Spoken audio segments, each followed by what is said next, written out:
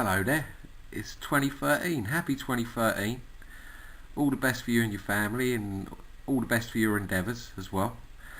Today I'd like to talk about distractions and misdirections.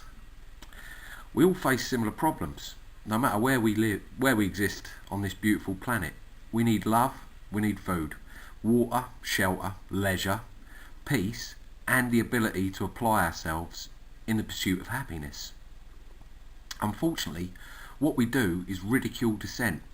We hate opposing beliefs. We try to fool ourselves into thinking that racism and ridicule are different when they are just the same. We've divided ourselves. We're an open target for a psychotic plan for world domination. We've already been told in the UK we're expected to work until we die because they're telling us that we're living longer. Try telling a roofer that he's expected to work up to his 66th birthday, or a brickie, or a hod carrier. The people making these new rules have quite plainly lost the plot. Now, more than ever, it should be quite obvious that the people we trust to govern us are no longer legitimate. I've just been amazed by the news that the food allowance for an MP is 160 quid a week, compared to the job seekers allowance of 70 quid a week. They're not living in the same world we are. The fact is that most people in Parliament have already been shown to be disreputable through their fraudulent use of expenses, or their sexual proclivities with a secretary, or their loss of documents. They just keep bouncing back, these people, these bent people. All their behaviours point to a nihilistic tendency which seems to have affected us all. Crippled in a state of self-interest because survival demands it, we fail to realise our natural state of abundance has been stolen by a small group of greedy little pigs. These same pigs that are privatising our public services and selling us out to the European Union.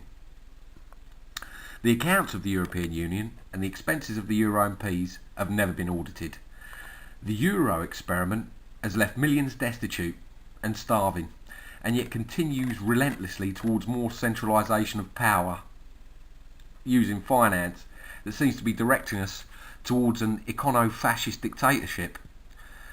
Our MPs are no longer representative of us because statute allows them to cream it off of lobbying. Religion sets all races up against each other. Political affiliation sets us all up against each other. Class sets us up against each other. Sex is used to divide us as well as race. All these issues used to divide us are actually the wonderful things that make us human. Such wondrous variety of the differences should be embraced, not ridiculed as a collective ideal. It's like, I don't like what that person's doing, so there should be a law against that, even though it has no effect what they're doing on me. That's collectivism, just to clue you in. Yet these issues continue to divide us constantly, and the collectivists, these leeches believing themselves to be superior in positions of power, continue to perverse our progression to our true potential of abundance, love, and the sharing of ideas that benefit us all. These arguments we keep having over our beliefs are misdirecting us from recognising the real problems. The system, which was designed to administrate nation states, is broken. True democracy does not exist, as corruption and money influence human behaviour. The banks have only succeeded in what they were designed to do, to control all human commerce, but they don't control us. Every human is naturally resourceful, creative and completely unique.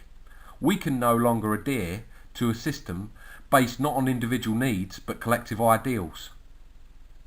People always say there's nothing you or I can do about any of this. I hear it all the time. It's so sad that people are afraid to upset an apple cart that's wheels are coming off and it's lost all the apples. I understand that people are afraid of speaking out about what is wrong with the world.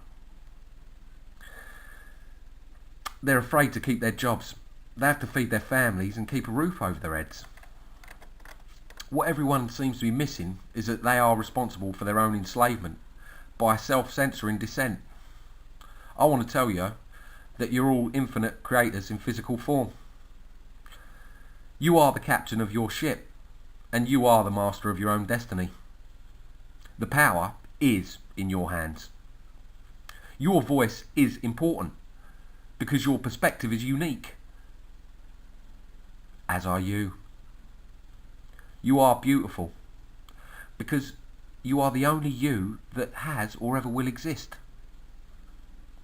Open your mind to the idea of abundance and deny greed. I'd just like to try and say positively that when I hear nothing but there's nothing you or I can do about this, it's so frustrating for me.